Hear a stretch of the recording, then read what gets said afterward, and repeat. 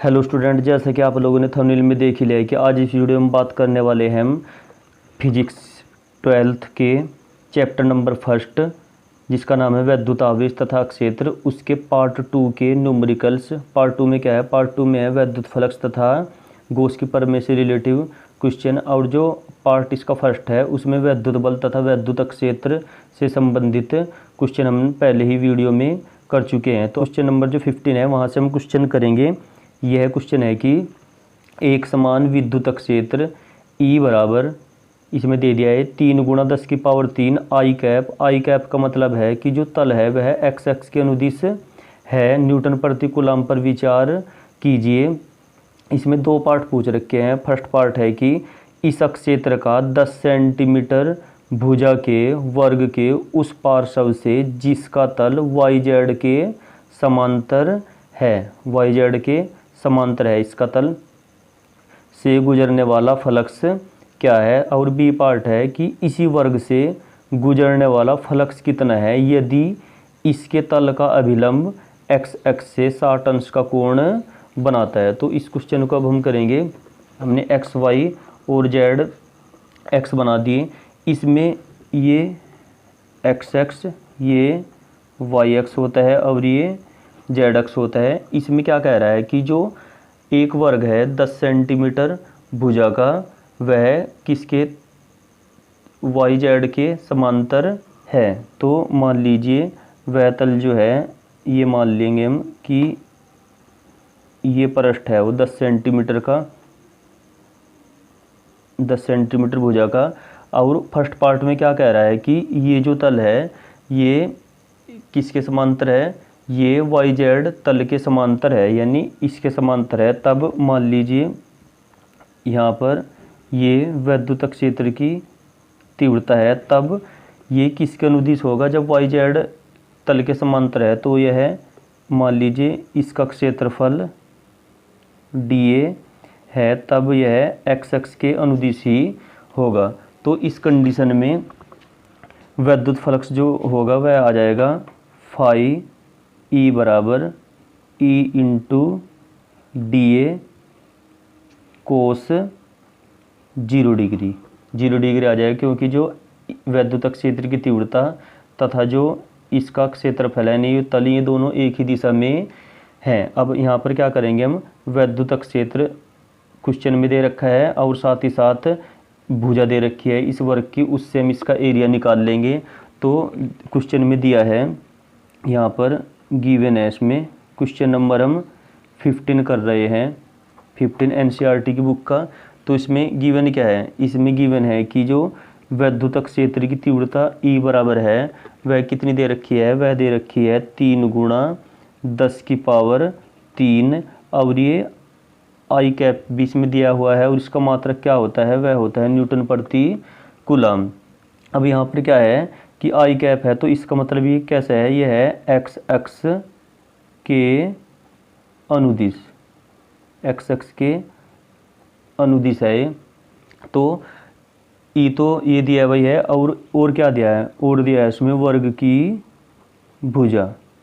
वर्ग की भुजा कितनी दे दी? वर्ग की भुजा दे दी 10 सेंटीमीटर। इसे मीटर में चेंज कर लेंगे तो 10 सेंटीमीटर में 10 की घात -2 मीटर होता है। तो ये इतना आ गया। इसे हम थोड़ा सा और हल करें तो 1 0 से 1 घात कम हो जाएगी, तो 10 की घात -1 मीटर आ जाएगा इसकी भुजा। अब पर हमें तो इसका एरिया चाहिए। तो एरिया क्या होता है यहाँ पर? ए बराबर क्या होता है? वर्ग का क्षेत्रफल, वर्ग का क्षेत्रफल ए बराबर होता है, वह होता है भुजा का वर्ग। भुजा का वर्ग, भुजा कितनी है? भुजा दे दी 10 की घात, यहाँ से 10 की घात -1 मीटर का वर्ग, यानी यहाँ से जो एरिया निकल जाएगा वह आ जाएगा 10 की घात -2 मीटर स्क्वायर। अब हम यहीं से आ जाएंगे जो शुरू में दिया हुआ था, फाई ई बराबर कितना था? फाई ई बराबर था, ये यहाँ से, अतः क्या था इसमें? इस तल से गुजरने वाला वैद्युत फ्लक्स, अतः तल से गुजरने वाला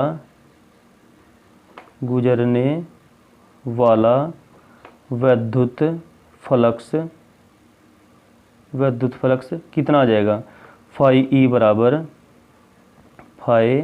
ई बराबर इस जो क्वेश्चन था, क्वेश्चन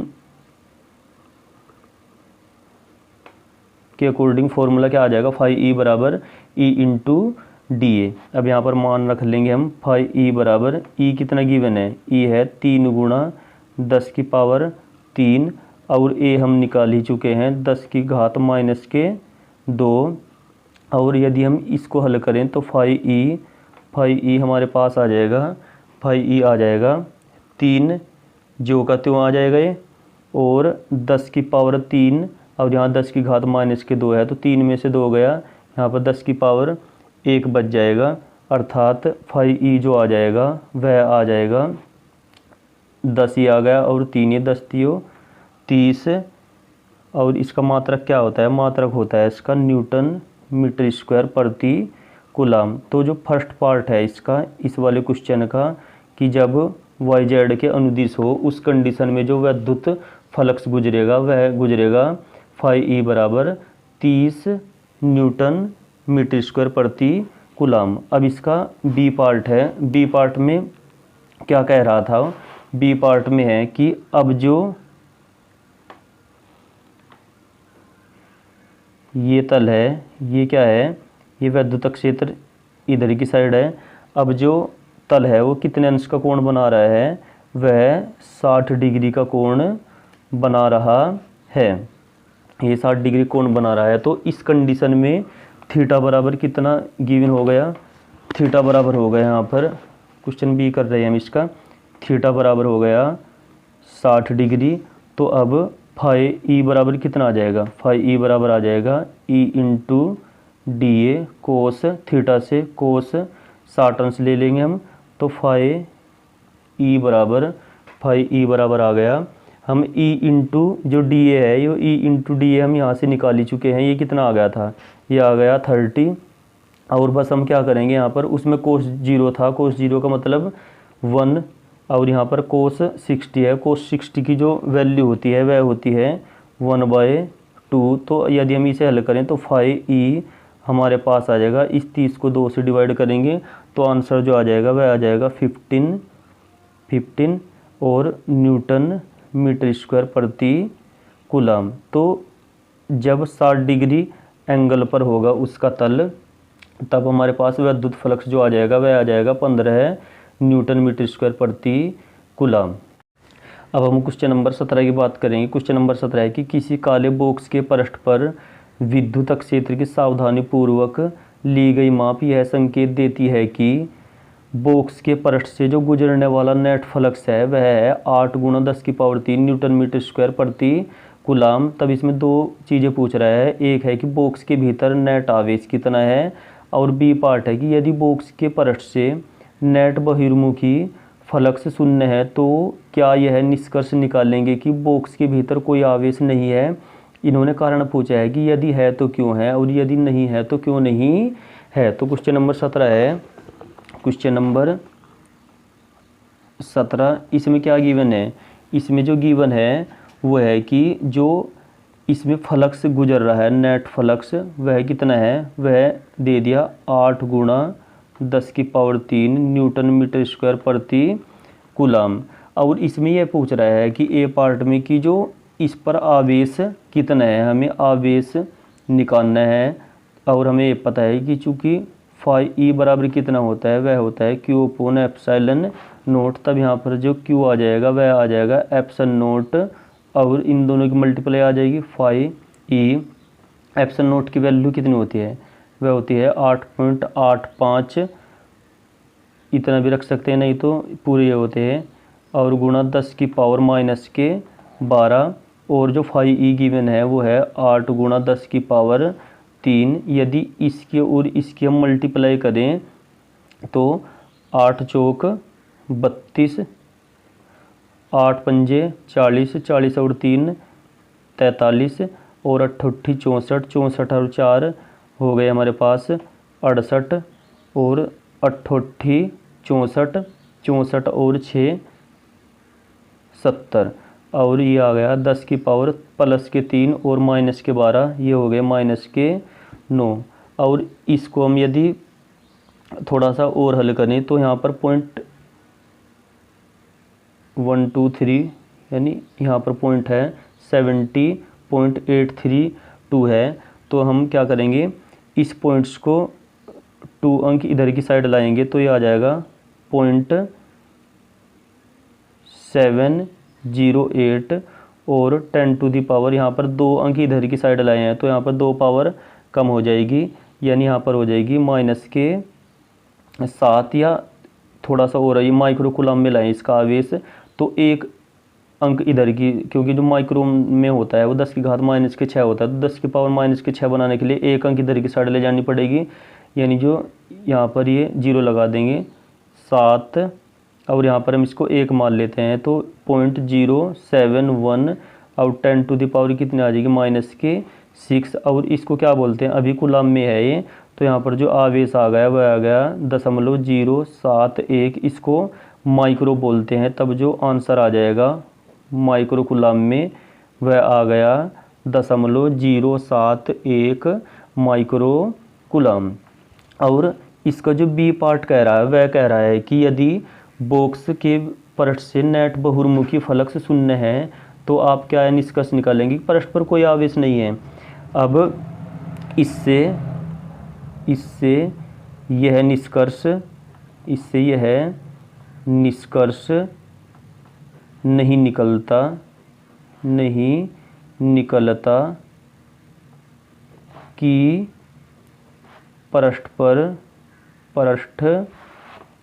पृष्ठ पर कोई आवेश नहीं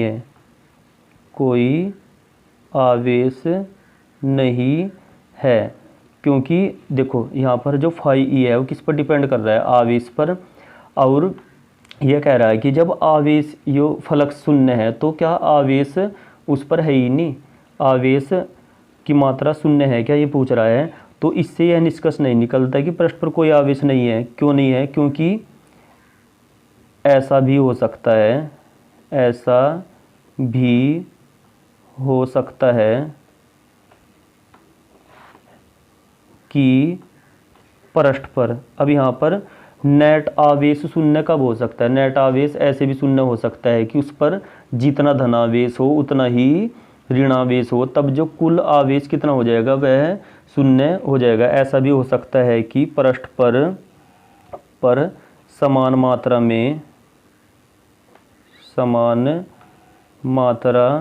में धनावेश व ऋणावेश हो, ये ऐसा भी हो सकता है, तब भी नेट आवेश शून्य होता है, ये हो जाएगा। अब नेट आवेश शून्य तो इसका मतलब विद्युत फ्लक्स भी शून्य, तो इसका मतलब ये भी हो सकता है कि उस पर कोई भी आवेश न हो, और ऐसा भी हो सकता है कि उस पर समान मात्रा में धनावेश व ऋणावेश हो, तब भी जो नेट आवेश होगा वह शून्य हो जाएगा।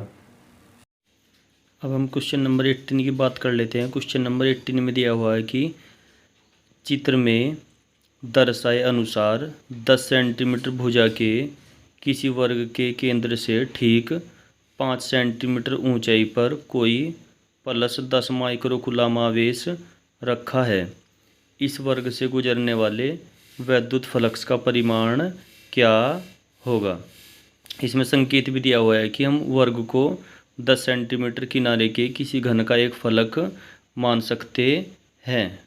यह क्वेश्चन नंबर 18। अब जो क्वेश्चन दिया हुआ है ये मान लिए ये है वो ABCD, यह एक वर्ग दिया हुआ है। तो यहाँ से हमें 5 सेंटीमीटर की दूरी पर वैद्युत फ्लक्स की गणना करनी है। अब चूंकि हमें पृष्ठ के बाहर वैद्युत फ्लक्स निकालना है तो यहाँ पर हमें एक पृष्ठ की परिकल्पना करनी पड़ेगी। तो हमने क्या किया कि यहाँ पर मान लिया कि यह जो पृष्ठ है वह 10 सेंटीमीटर भुजा का एक फलक मान लिया हमने, ये जो पृष्ठ दिया हुआ था। तो हमने वर्ग ABCD को हम 10 सेंटीमीटर भुजा का एक घन का फलक मान सकते हैं। अब यहाँ पर 5 सेंटीमीटर की दूरी पर निकालना है हमें वैद्युत फ्लक्स, लेकिन जो गॉस के नियम अनुसार दूरी पर निर्भर नहीं करता, फॉर्मूला जो होता है वह होता है, चूँकि फाई ई बराबर होता है क्यू अपॉन एप्सिलॉन नॉट, आवेश पर ही निर्भर करेगा केवल वैद्युत फ्लक्स। और क्यू जो दिया हुआ है वह क्यू दिया हुआ है 10 गुणा 10 की घात माइनस के 6 कूलम। चूँकि माइक्रो कूलम में था तो हमने कूलम में चेंज कर लिया, तो क्यू जो दिया हुआ है वह है 1 घात कम हो जाएगी 10 की घात माइनस के 5 कूलम आवेश हो जाएगा। अब चूँकि घन में कितने पृष्ठ होते हैं, 6 पृष्ठ होते हैं। घन में 6 पृष्ठ होते हैं, तब हमें तो केवल एक फलक से गुजारना है ABCD, तब एक फलक से गुजरने वाला वैद्युत फ्लक्स जो होगा वह आ जाएगा फाई ई बराबर क्यू अपॉन एप्सिलॉन नॉट। और हम क्या करेंगे, इसे 6 से भाग कर देंगे, क्योंकि हम तो 6 पृष्ठों से गुजार रहे थे, लेकिन हमें केवल किसकी गणना करनी है, केवल एक फलक से गुजारना है। तब जो फाई ई बराबर आ जाएगा 1/6, इस क्यू की वैल्यू रख देंगे 10 की घात माइनस के 5, और जो एप्सिलॉन नॉट की वैल्यू होती है वह होती है 8.85 गुणा 10 की घात माइनस के 12। अब हम इन दोनों की मल्टीप्लाई कर लेते हैं। फाई ई बराबर ये ऊपर जाकर कितना हो जाएगा, प्लस हो जाएगा, तो ऊपर जाकर प्लस के साथ क्योंकि पॉजिटिव, और 6 पंजे 30, 6 अट्ठे 48, 48 और 3 51, और 6 अट्ठे 48, 48 और 5 और थे, कितने हो गए 53। और अब हम क्या करेंगे, इसको 100 मान लेंगे, 100 और 10 की पावर कितनी कम कर देंगे, यहाँ पर 2 कम कर देंगे, ये आ गया 53.10। तो यदि इसको हम इससे डिवाइड करें तो ये लगभग मान आ जाएगा 1.88 गुणा 10 की घात 5 न्यूटन मीटर स्क्वायर प्रति कूलम। तब जो उस फलक से वैद्युत फ्लक्स गुजरेगा वह हो जाएगा 1.88 गुणा 10 की पावर 5 न्यूटन मीटर स्क्वायर प्रति कूलम। और अब हम बात कर लेते हैं क्वेश्चन नंबर 21 की। 21 है कि 10 सेंटीमीटर त्रिज्या के चालक गोले पर अज्ञात परिमाण का आवेश है। अज्ञात यानी हमें उसका पता नहीं कि आवेश कितना है।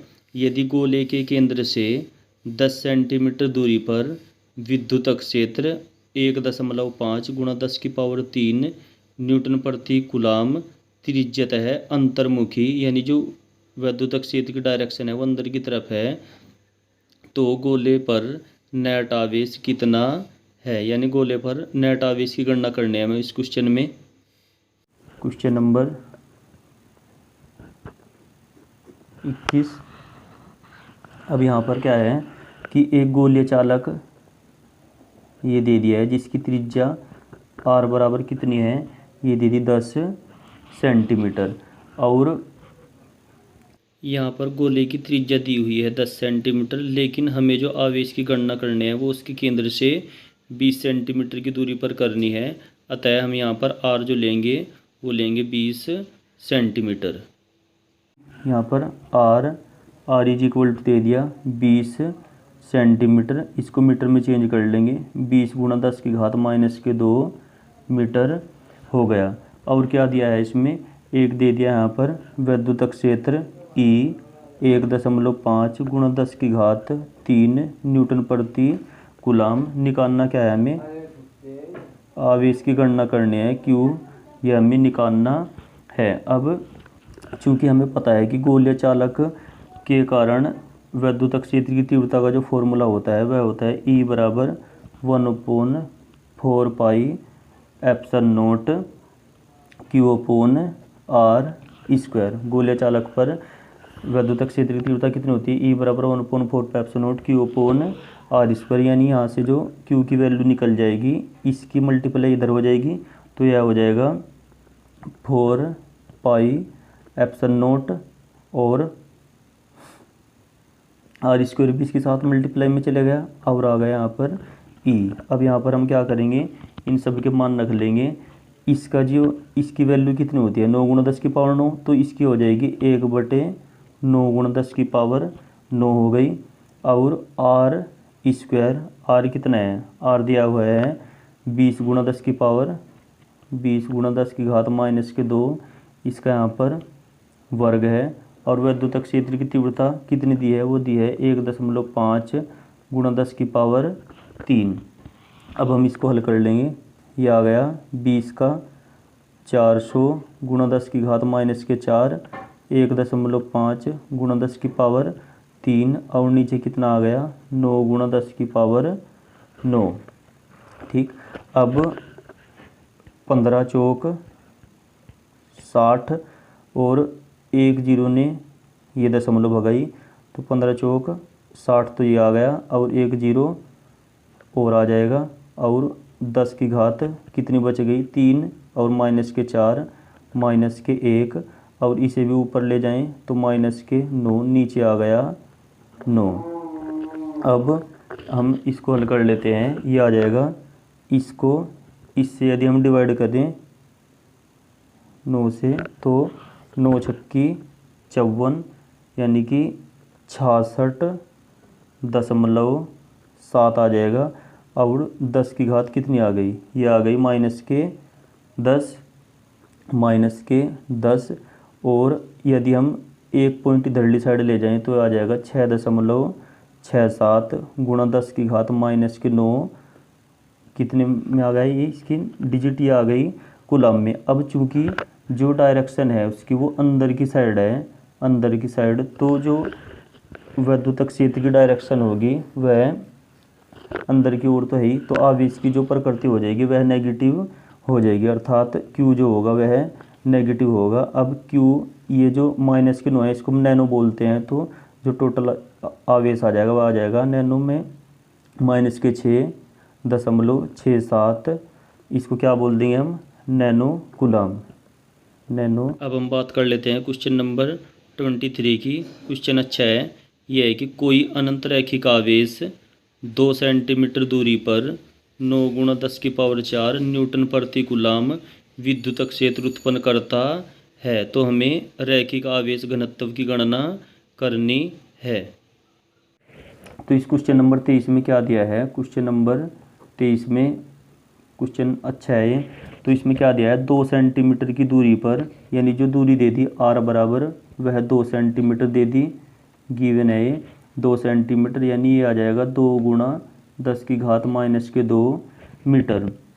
और दे दिया वैद्युत क्षेत्र कितना उत्पन्न कर रहा है, यह कर रहा है 9 गुणा 10 की पावर 4 न्यूटन प्रति कूलम। हमें निकालना है रैखिक आवेश घनत्व यानी लैम्बडा, यह हमें फाइंड आउट करना है। अब हमें पता है कि चूंकि सीधे लंबे तार के कारण जो वैद्युत क्षेत्र की तीव्रता का फॉर्मूला होता है वह होता है 1/2 pi epsilon not lambda upon r, या न्यूमेरिकली यदि हम यूज करेंगे तो ये 4 पाई एप्सिलॉन नॉट, 2 से नीचे गुणा करी तो 2 से हमने ऊपर गुणा कर दी, यानी E बराबर 1/4 pi epsilon not 2 lambda upon r। चूँकि हमें पता है इसकी वैल्यू 9 गुणा 10 की पावर 9 होती है, इसलिए हमने 4 बनाया है नीचे।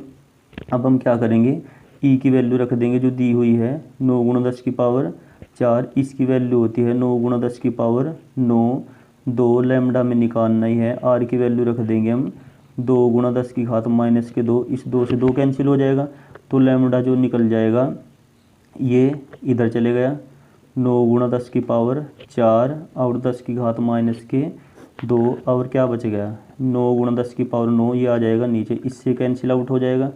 तो लैम्बडा की जो वैल्यू आ जाएगी वह आ जाएगी 10 की पावर 4, 10 की घात -2 और -9, ये आ जाएगा -11। तो जो लैम्बडा की वैल्यू निकल गई वो आ गई 10 की घात -7। और इसका मात्रक क्या होता है, लैम्बडा इज इक्वल टू होता है Q अपॉन L, यानी मात्रक आ जाएगा इसका कूलम अपॉन मीटर।